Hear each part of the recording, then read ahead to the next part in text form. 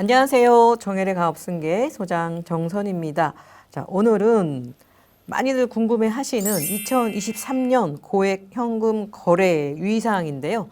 23년에 좀 개정된 내용이 있어서 우리 이기호 수석 연구원님 모시고 그 비밀을 좀 파헤쳐 보려고 합니다. 자, 고액 현금 거래 보고 제도라는 게 있다는데, 아니 이런 제도가 왜 필요한지는 모르겠지만 무슨 제도인가요? 네, 우리가 고액 현금 거래 제도, 뭐 CTR이라고 그러죠. 많이 들어보셨을 거예요. 뭐 CTR이 이제 Currency Transaction Reporting System. 뭐 발음 좋았나요? 네. 이게 이제 쉽게 말하면 현금 거래 보고 제도라는 건데, 특별히 이제 고액 현금에 대해서 얘기를 하는 것이고요. 쉽게 말해서 이제 동일한 금융기관에서 하루에 1,000만 원 이상의 현금이에요. 계좌이체 아니고 현금을 입출금하게 되면 이 입출금을 했던 사람의 신원, 그다음에 금액, 그다음에 이런 사실들을 FIU라고 그러죠. 금융정보분석원의 금융기관이 자동적으로 보고하는 시스템을 이제 고액 현금 거래 보고 제도라고 합니다. 네. 이게 뭐 내 정보가 금융정보분석원까지 간다. 좀 부담스럽네요. 그렇죠. 이제 뭐 저도 이제 현금을 찾다가 500만 원 이상 찾으면 계속 주목받는 느낌이 나서 조금 마음이 불편했던 적이 있는데, 근데 사실 이런 제도들이 이게 우리 뭐 고객들을 불편하게 하려고 그러는 것이 아니라 보호하려고 하는 것이라는 것을 우리가 좀 이해할 필요가 있는데요. 이런 제도가 생긴 이유는 이제 불법 자금을 이제 추적하고 예방하기 위한 것도 있고, 우리 일반 서민들, 국민들에게는 이제 보이스피싱 있죠. 보이스피싱이 2000년대 한 중반부터 이제 기승을 부렸잖아요. 이제 이것도 그때부터 이제 나오게 됐는데, 보이스피싱으로부터의 사고를 예방한다는 차원에서 이제 이런 걸 실시하게 된 거고요. 이거 보면은 알 수가 있거든요. 왜냐하면 지금 금액이 점점 줄어들었는데, 우리나라가 처음에 2006년에 실시가 됐어요. 그때는 5천만 원이었습니다.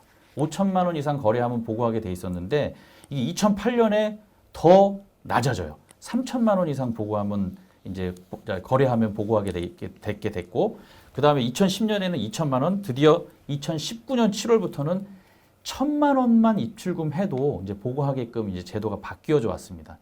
기준 금액이 이제 바뀌어져 왔다는 소리죠. 이거는 이런 제도는 우리만 있는 것이 아니라 이제 선진국에서도 많이 있거든요. 뭐 미국, 캐나다, 호주 등에서도 많이 있는데, 거기가 대체로 이제 1만 달러예요, 기준이. 우리도 이제 거기에 맞추려는 경향도 있고, 그다음에 금액을 낮추면 이제 사고를 예방하는 차원이 더 강력해지기 때문에 그렇게 한 것일 수도 있다고 봅니다. 그러니까 고액 현금 거래를 보고하는 이 제도 CTR은 우리를 번거롭게 하기 위한 게 아니라 결국은 이제 이런 금융 사고를 예방하기 위한 그렇죠. 제도라고 봐야겠네요. 번거롭긴 하는데 목적은 그것이 더 강력하다고 보여지죠. 네. 그 기준은 아까 말씀하신 것처럼 1,000만 원. 네. 네, 그런데 한 금융기관당 네. 1,000만 원 하루에. 네.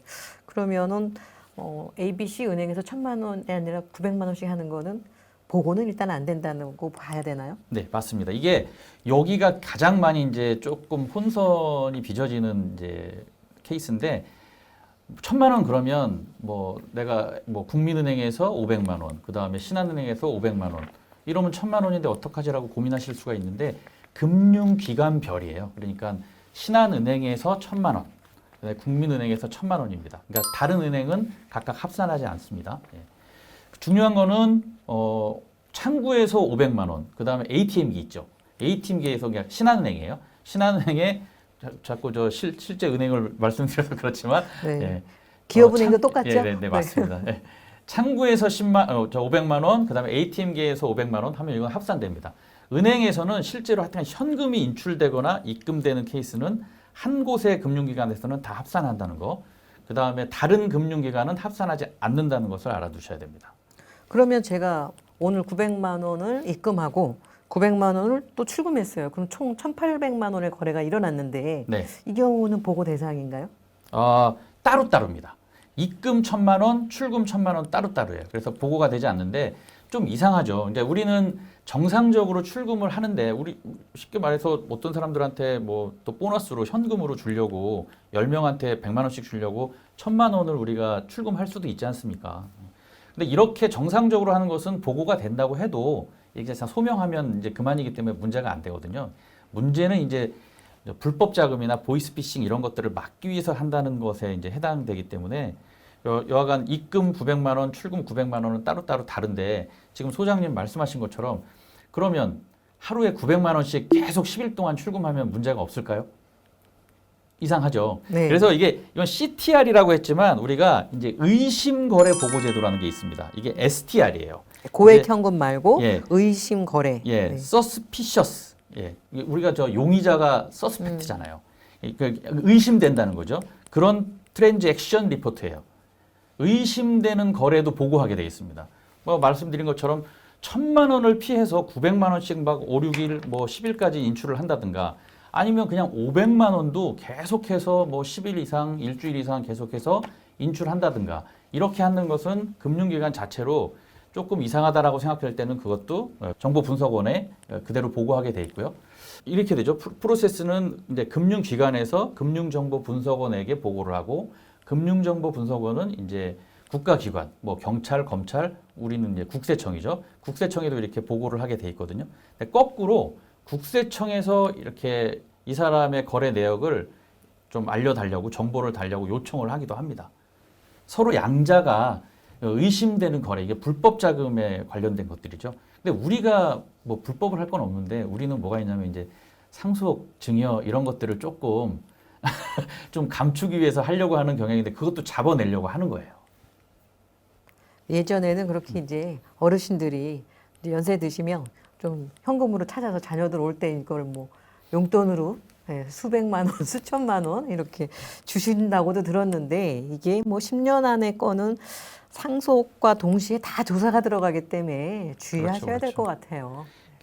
이게 우리나라에 슈퍼컴퓨터가 두 군데 있다고 그러잖아요. 기상청에 한 대, 국세청에 한 대. 그러니까 우리의 모든 이제 현금 거래는 쉽게 감춰지기가 어렵기 때문에 이제 뭐 우리가 절세는 합법적으로 절세는 해야 되겠지만 불법은 해서는 안 되잖아요. 낼 거는 내고 합법적인 틀 안에서 절세하는 방법을 찾아가야지 이게 너무 이렇게 요령물 피우다가는 우리가 큰 코 다치는 수가 있습니다. 네, 맞습니다. 근데 23년에 좀 더 강화가 됐다고 들었거든요. 고액 네네. 현금 거래 절차가 네네. 어떤 부분이 강화됐죠? 지금까지 이제 1,000만 원 이상에 대해서는 이제 보고가 되는 이제 상황이었죠. 근데 이제 조금 더 강화된 게 뭐냐면 500만 원에서 1,000만 원을 인출할 때는 예전에도 문진표를 작성을 했어요. 근데 좀 더 2023년부터는 세분화된 문진표를 작성한다는 겁니다. 이게 다 보이스피싱을 막기 위해서 하는 케이스가 큰데요. 40, 50대에게는 이제 대출을 빌미로 이제 피싱이 많이 들어오거든요. 거기에 문제가 없는지를 이제 점검하는 문진표가 들어가고, 뭐 60대 이상에게는 이제 뭐 친인척, 가족, 뭐 이제 지인들을 빙자해서 이제 피싱이 일어나기 때문에 그런 거에 문제가 없는지 이렇게 좀 더 사고를 방지하기 위한 문진표가 이제 세분화됐다는 거 하고요. 그다음에 1,000만 원 이상이면 어이구 이제는 쉽지 않습니다. 1,000만 원 이상을 인출하려면 이제 금융기관의 담당자하고 직접 면담을 하셔야 돼요. 그래서 은행 담당자하고 면담을 해서 인출 사유도 정확히 얘기를 해줘야 되고 조금 번거롭고 골치 아파졌죠. 예. 요게 하나가 있고 또 하나는 이제 아까 우리가 창구에 가면 좀 불편한데 ATM기에서 거래하면 좀 편하잖아요. 이 중에서도 이제 무통장, 무카드로 입출금하는 거 있죠. 요거는 이제 옛날에는 1회에 출금할 수 있는 거 입금할 수 있는 한도가 100만 원이었는데 이게 2023년부터 50만 원으로 이제 낮아졌고요. 그 다음에 하루 총 입출금 한도도 600, 그러니까 옛날에는 한도가 없었는데 2023년부터는 이제 300만 원으로 낮아졌습니다. 요런 게 좀 더 강화됐다고 이제 보여지는 거죠. 네. 결국은 이제 이런 고액 현금 보고 제도는 보이스피싱이나 이런 거를 좀 미연에 방지하기 위한 뭐 제도, 우리 국민들한테도 꼭 필요한 제도인 것 같아요. 근데 대표님들이 많이 문의하시는 거는 자녀한테 좀 이렇게 돈을 주고 싶은데 이것을 현금으로 좀 조금씩 찾아가지고 주면 안 되겠냐 이제 이런 말씀을 많이 하시는데 자, 이거 좀 위험하지 않을까요? 네, 이제 본격적인 우리의 고민거리가 여기서 나오기 시작하는데 이렇게 쉽게 말해서 상속세나 증여세나 이런 거를 조금 안 내고 그냥 주고 싶은 게 이제 부모의 마음이잖아요. 물론 그렇게 하실 수도 있는데 범위를 벗어나면 우리가 또 이제 추적을 당하게 되죠. 예. 그러니까 추정 상속 재산이라고 있죠. 아까 10년 전 말씀하셨잖아요. 그러니까 우리 부모님이 나 몰래 현금을 인출하셨어요. 인출하셨는데 자식들도 모르고 주변의 사람들도 아무도 모르고 오로지 부모님만 아셨어요. 그런데 나중에 부모님이 돌아가시고 이제 상속이 개시되면서 상황을 봤더니 그 그러니까 출금을 했던 그 금액에 대해서 일정 금액을 이제 상속 재산 가액에 포함시켜 버리는 거예요. 상속세를 실제 내라는 거죠. 상속받지 않았는데. 안 왔어도 네. 예, 실제 받았어도 내지만 안 받았어도 그것을 이제 추정 상속 재산이라고 하는데 이게 이제 묘한 게 뭐냐면 상속 개시일로부터 직전 2년까지는 그런 그 출금했던 혹은 돈에 대한 것이 있으면 그거 상속인이 입증을 해야 되는 책임이 있습니다. 받는 사람들이. 그런데 그러니까 10년까지 보는데 2년 이후의 것은 국세청이 입증 책임이 있죠. 그래서 2년이 되게 중요해요. 2년이 중요한데 직전 2년인데 1년에 2억, 그 다음에 2년에 5억 이상이면 이거 추정 상속 재산에 해당돼서 상속세 과세하겠다고 하는 거예요. 1년에 2억. 예. 1년에 2억, 2년에 5억. 2년에 이 금액 5억. 기준이에요. 예. 꼭 이 금액이 넘는 것이 체크하셔야겠네요. 있는지 없는지 부모님하고 잘 소통해서 살펴봐야 됩니다. 네. 제가 지난번에 상장 갔을 때 들은 얘기인데 꽤 큰 회사예요. 회장님이 연봉이 24억, 월급이 2억씩 받으시더라고요. 왜 이렇게 많이 받으시냐 그랬더니 제약 쪽이니까 리베이트 때문에 그렇다. 그런데 회장님이 이제 상속이 일어나면 이 2년간 리베이트 준 거는 어쨌든 회장님 자산에서는 없어졌는데 자녀들은 받은 적도 없는데 이게 고스란히 상속 재산에 합산이 된다는 걸 모르시는 거죠. 그렇죠. 이게 우리가 입증해야 되는 책임이 우리에게 있다는 것조차 모르는 상황이 많이 나오거든요. 추정 상속 재산은 우리가 잘 모르고 있는 사실일 수도 있는데 이게 상속증여세법 제15조에 나와요. 이런 케이스의 재산은 추정 상속 재산에 해당되고 거기에 대해서 과세하겠다고 나오기 때문에 이런 케이스는 부모님이 되시는 대표님들도 자녀분들도 상호 이제 소통을 통해서 잘 알고 있어야 되는 상황이 될 겁니다. 그러니까 우리나라 문화상 이렇게 돈 얘기를 가족끼리 잘 안 하거든요. 그렇죠. 특히 이제 아버님이 좀 자산이 많으시며 고액 자산자인 경우에 자녀들이 더 물어보기가 어려워요. 그런데 이제 이런 부분들을 자녀들이 인지하지 못하게 자산을 쓴다라고 했을 때 상속이 발생하면 고스란히 상속세가 된다는 네네. 거를 꼭 기억을 하셔야 될 것 같아요. 맞습니다. 그래서 이제는 우리나라도 이 자산에 대해서 좀 오픈을 하고 서로 간에 사용이나 이런 거를 좀 알고 있어야지 갑자기 이런 벼락 같은 상속세를 맞는 일이 없지 않을까 하는 생각이 듭니다. 네, 그러니까 아까 고액 현금 이제 입출금 얘기를 했는데 이제 여기가 우리가 이제 맞닥뜨려야 될 문제점이거든요. 첫 번째로 지금 이제 상속세에 대한 문제점을 이제 말씀드렸고요. 두 번째는 이제 상속은 사망함으로써 발생하지만 이제 생전에는 증여가 일어나잖아요. 증여도 이제 현금 거래입니다. 이거는 이제 현금 거래 아니라 이게 계좌 가족 간의 거래인데 이것도 조심해야 될 문제가 하나 나오는데 증여세 문제를 말씀드릴게요. 9년 전에 여기 이제 사례를 제가 이제 여기 그림이 나올 텐데 아버지한테 5억 원을 받았어요. 9억 원을. 그런데 증여세 신고를 안 했습니다. 5억 원이었으니까 그냥 뭐 넘어갈 수도 있겠다 해서 이랬는데 이제 아버님이 증여받은 건 맞는데 이제 이거를 발견한 거예요. 발견하고 증여세를 과세하려고 그랬더니 여기 이제 아들도 이제 약간 뭐 본인이 영민하다고 생각하는 거죠. 우리가 보통 세금은 이게 일정 기간이 지나면 과세하지 못하잖아요. 제척 기간이라고 하는데 보통의 세금들 다 제척 기간이 이제 5년이에요. 그런데 상속증여세는 무려 10년입니다. 근데 신고 안 한 거는 15년까지 이게 상속증여세를 내야 되기 때문에 이 국가에서 상속증여세에 대해서 얼마나 관심을 많이 갖고 얼마나 많이 징수하려고 하는가라는 의지를 이제 엿볼 수 있는 거거든요. 사실은 이렇게 된 거 부가세 제척 기간, 그러니까 제척 기간이 지나지 않았기 때문에 이 아드님 생각처럼 이 제척 기간이 지났다라고 생각하면 안 되고 세금 내야 돼요. 내야 되는데 이게 안 냈잖아요. 9년을 안 냈기 때문에 이게 가산세가 들어갑니다. 그러니까 국세청 홈페이지에 가보시면 이제 가산세라는 게 낼 세금을 안 냈을 때 우리가 옛날에 뭐 신고불성실, 납부불성실 이렇게 얘기를 했잖아요. 근데 이제 지금 이제 일반 무신고 가산세라고 그러고 그 다음에 그 납부불성실은 납부지연 가산세로 명칭이 바뀌었습니다. 세율도 조금 바뀌었어요. 옛날에는 이제 납부지연 가산세가 한 9% 정도 됐었는데 지금은 이제 8% 정도로 바뀌었습니다. 좀 낮아졌죠.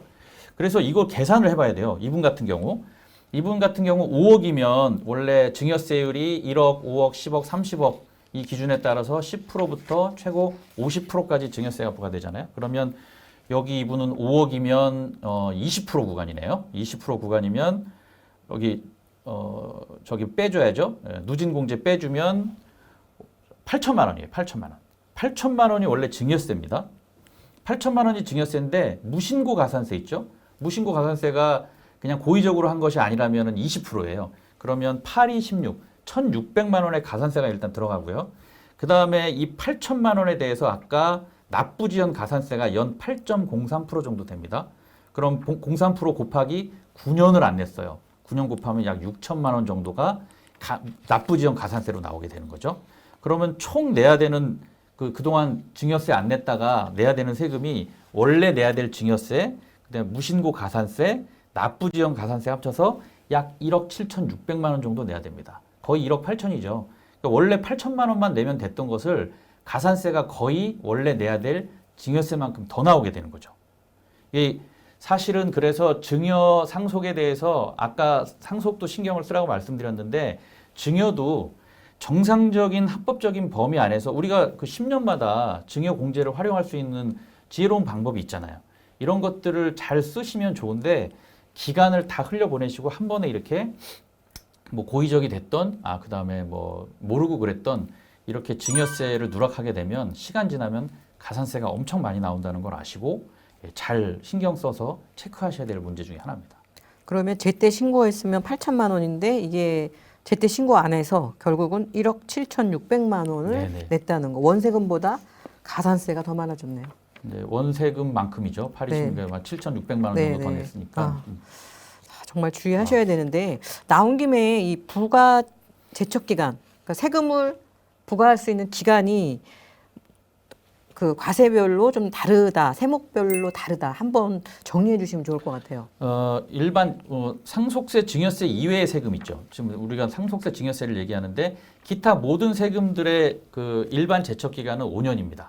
뭐 법인세, 뭐 개인소득세 다 5년 지나면 5년까지만 우리가 쫓아오지 그 뒤에는 우리가 이제 다 지나가 버리는 거니까 괜찮습니다. 근데 이제 신고 안 한 무신고는 7년까지고요. 그다음에 고의적 탈세는 10년까지를 제척 기간을 늘려놨어요.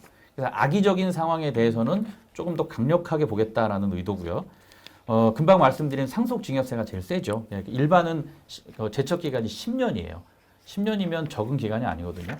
거기다가 무신고는 15년까지 제척 기간을 두기 때문에 이 상속증여세에 대해서 이렇게 우리가 빠져나가기가 손쉽지가 않습니다.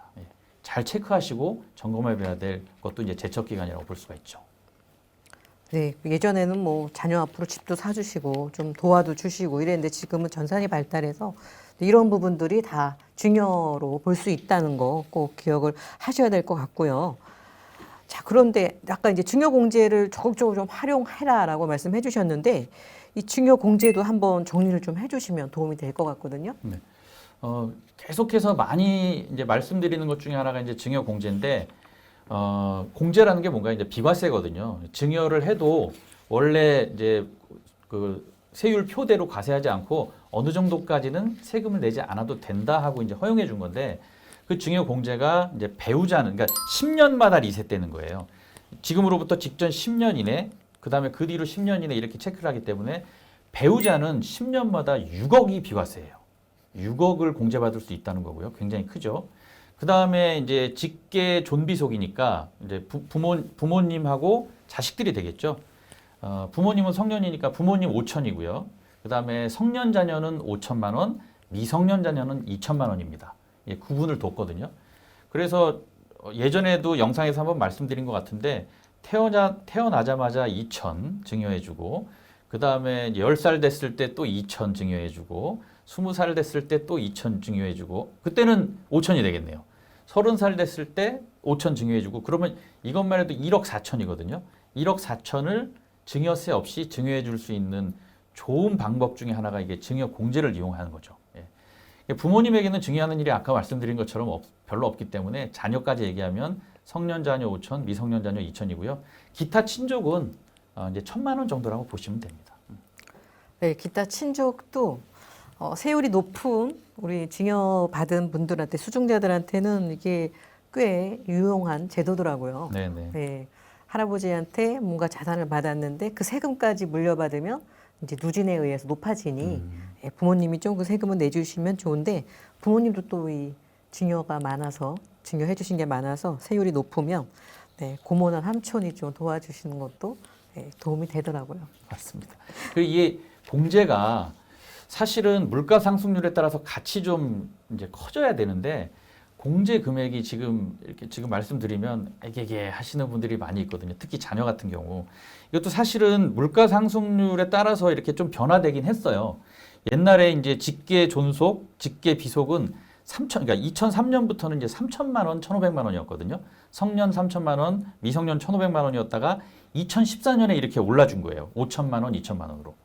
그 다음에 배우자도 원래는 6억 원이 아니라 2008년 이전까지는 3억 원이었습니다. 그러다가 이제 2008년부터 6억 원이 된 거죠. 기타 친족도 원래 1,000만 원이 아니라 500만 원이었다가 기타 친족은 2016년이 돼서야 1,000만 원이 됐거든요. 사실 이렇게 놓고 보면 성년 자녀 5천만 원, 미성년 2천만 원, 배우자는 뭐 6억, 그다음에 기타 친족은 1,000만 원 했을 때 느끼시는 감이 조금 뭐 좀 적다 이런 느낌을 좀 많이 가지실 것 같아요. 이게 사실은 물가 상승 지금 부동산 가격도 굉장히 많이 가파르게 올랐고 물가도 많이 올랐는데 이 공제 기준이 조금 아직 반영이 안 된 것 같아서 뭐 대표님들도 조금 불만이실 것 같고 저도 불만입니다. 네, 작년에 1억으로 이제 올라간다 이런 얘기가 있었는데 통과가 안 돼서 네. 네. 부부 공제가 2008년부터 지금까지 변동이 없다는 것은 네, 빠른 좀 변동이 있어야 될 것 같고 이런 법이 좀 빨리 개정됐으면 좋겠습니다. 자, 오늘 고액 현금 거래 시 유의할 사항, 특히 증여 상속 관련된 거 우리 대표님들은 신경 쓰셔야 될 것 같고요. 고액 현금 거래 시 유의 사항 네, 마지막으로 정리 부탁드립니다. 네. 고액 현금 거래 시 유의 사항 첫 번째는 그 이제 CTR, STR이죠. 예. 이런 고액 그러니까 1,000만 원 이상의 거래, 그 다음에 의심되는 거래는 안 하시는 것이 좋고요. 하셨을 때는 뭐 문제가 없다면 그 절차에 따라서 제대로 진행해 주시면 될 것 같습니다. 이런 제도가 있다는 것은 잘 알고 계시고 뭐 불필요하게 여기에 걸리지 않으시는 것이 중요할 것 같고요. 예. 두 번째는 이렇게 현금을 고액으로 빼냈을 때 아까 말씀드린 이제 상속 추정 재산에 해당되지 않는지 이것은 소통을 할 수밖에 없습니다. 우리 세대가 이제 부모님 세대이기 때문에 대표님들은 부모님들이시니까 자녀들에게 이게 상속세로 부과될 수 있다는 걸 아시고 추정 상속 재산에 해당되지 않도록 잘 점검하시는 것이 필요할 것 같고요. 예. 마지막으로 우리가 이제 팁들을 많이 드렸는데 이 증여 이제 공제 금액 있죠. 공제 금액을 잘 숙지하고 전략적으로 시간을 가지고 이렇게 증여세를 절감할 수 있도록 활용하신다면 그래도 굉장히 큰 도움이 되실 거라고 생각합니다. 네, 특히 이제 저희 구독자분들이 대부분 이제 기업의 대표님들이 많으시잖아요. 네네. 그렇다면은 주식을 활용한 또 이런 절세 방법이 많이 있으니까 무리하게 이런 현금을 자꾸 인출해서 주시지 마시고 적법한 방법을 활용하시면 도움이 되시지 않을까 싶습니다. 자, 오늘 수고해 주신 우리 이기호 수석연구원님께 상담을 받으시려면 영상 하단에 상담 신청 링크를 활용해 주시기 바랍니다. 자, 오늘 고액 현금 거래 유의사항 강의 하시느라고 고생 많으셨습니다. 감사합니다. 감사합니다. 세금 때문에 고민한 대표님께 절세 공략집을 무료로 드립니다. 아래 버튼을 눌러주세요. 법인의 잉여금이 쌓일 때 가장 먼저 해야 할 일은 무엇일까요? 그것은 쌓여있는 잉여금을 안전하게 가져올 수 있는 절세 플랜입니다. 법인을 운영하다 보면 성장에만 집중하게 됩니다. 하지만 그것은 매우 위험한 일입니다. 왜냐하면 자산의 증가 속도보다 세금의 증가 속도가 훨씬 더 빠르기 때문입니다. 하지만 회사의 성장과 동시에 절세 플랜을 세운다면 세금 걱정 없는 자산가가 될 수 있습니다. 이것이 진짜 부자들이 자산을 지키는 핵심 노하우입니다. 진짜 부자들의 절세 노하우가 궁금하시다면 영상 하단의 설명문을 클릭해 주세요.